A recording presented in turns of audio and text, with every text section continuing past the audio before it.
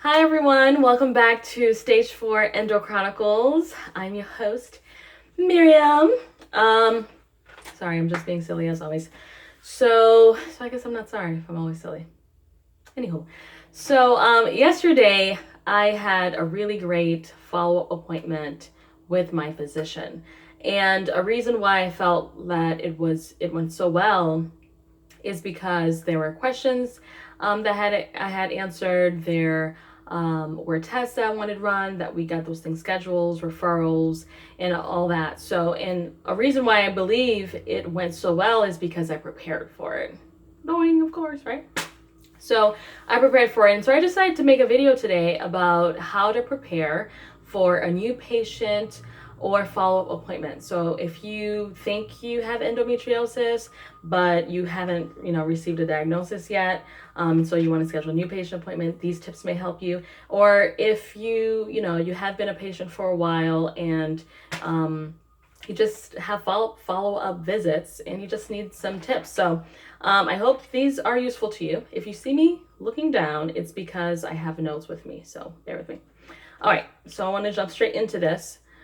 Tip number 1 is record your daily symptoms. If you're like me, you see your physician maybe every 3 to 6 months, and a lot can happen within that long span of time. And so if you don't record your symptoms, you're not going to be able to remember everything that you've encountered. Even if it's like it happened, it's just a really bad symptom. By the time your appointment happens, you may forget. So the tip 1 is to record your symptoms, whether through a journal, a dedicated journal that you may keep, or an app on your phone. I do have a menstrual cycle app that logs in, that I use to log my daily symptoms, so you can do that. But any way that works for you, just make sure that you keep a log and then have a summary of your symptoms. Now, if you want to go the extra mile, you can have that typed up and give that summary to your physician at your appointment. That way, when they complete your clinical note, they're able to just use that as a reference. So, tip 1. Tip number 2, write your questions in advance. I know so many questions pop up when I'm researching endometriosis topics on the internet, when I'm experiencing a symptom, when I'm in the shower, questions can come up at any point in time. This is why it's important to have some type of app that you can use to jot your questions down. Write them all down. Even if you think they're ridiculous, just write them down. They're all important. And so that brings me to my third point. Ask all of your questions.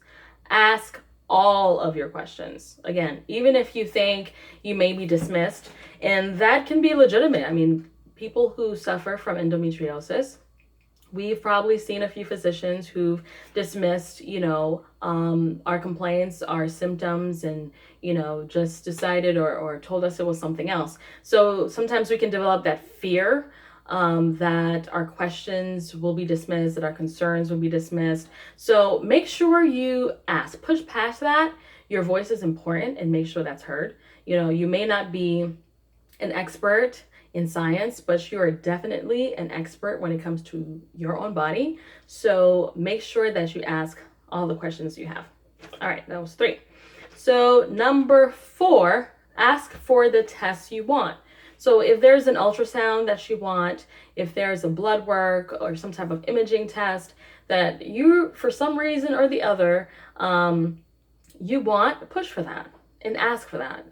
Your doctor may not be the one who may recommend it, but it's up to you to really push and ask for the things that you want. Again, just like, in the retail world, the customer is always right. When it comes to healthcare, the patient is always right. So don't be afraid to ask. You're paying for insurance. Someone's paying for insurance. So make sure you use those funds and you ask for the test you want. Number 5, once you found a physician that you trust and that you're willing to work with, collaborate with your physician when it comes to treatment options. So I use the word collaborate because you do have a seat at the table, and you need to remember that. Use your voice. So if a physician is recommending some treatment option that you really don't feel comfortable with, maybe the side effects or what you've heard, I don't know, for whatever reason you don't feel comfortable with, make that known. Say, actually, I'm not comfortable with that. Is there something else that we can do? So you're able to do that. It's okay to do that. And B, what my second point when it comes to this is, do not go rogue. Do not go rogue. So what that means is, if you're on a current treatment medication and you've discovered something else, don't just change it up without seeing your physician. Speaking from experience, that's not good.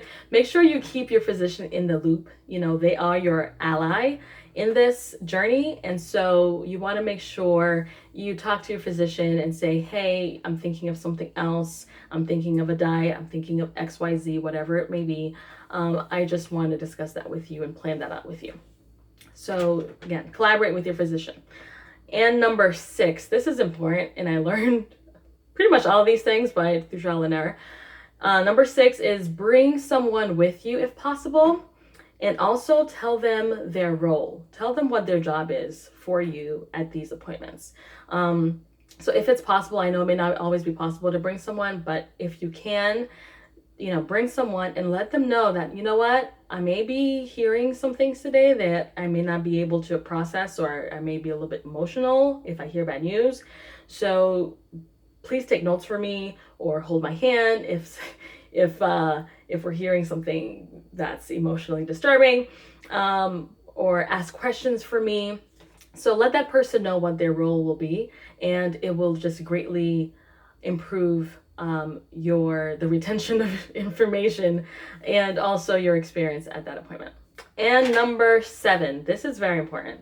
So pack for the pelvic exam. Usually, if you're seeing a physician, there may be a pelvic exam, or if you're scheduled for an ultrasound, make sure you pack for that. So for me, what I usually pack are socks, because they usually tell you to get into a hospital gown, or, remove everything from, your waist down, and you don't want to step on, hospital floors with your bare feet. So pack some socks, pack some wipes. Okay, we're going to get real right now. When they're doing some ultrasounds, vaginal ultrasounds, sometimes there's a lot of lubricant and gunk and all that stuff, and it just makes you feel a little nasty afterwards, you know what I mean? A little nasty. So make sure you pack some wipes of your choice, whatever you choose, but pack something to clean up, freshen up, freshen up your little flower. Freshen up. And 3, bring like panty liners or change of underwear, in a little Ziploc bag for that change of underwear. So those are the things. Those are the 7 things. I am going to have them listed in the description box as a reminder. But thank you for sticking with me. I hope you enjoy this beautiful weekend. At least we're going to have here in Massachusetts. So thanks again. My name is Miriam, and this is Stage 4 Endo Chronicles. Peace out.